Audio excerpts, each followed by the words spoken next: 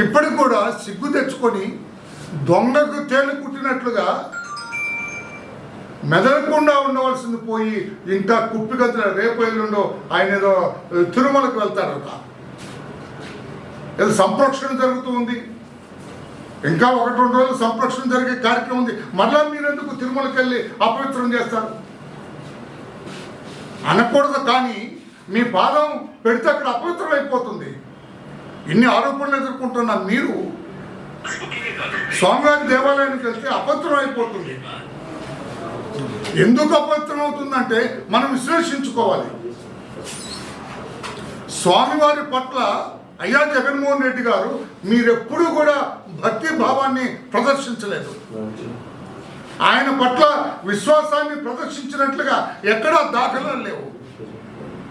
స్వామివారిని దర్శించుకోవాలంటే you have to show faith on him.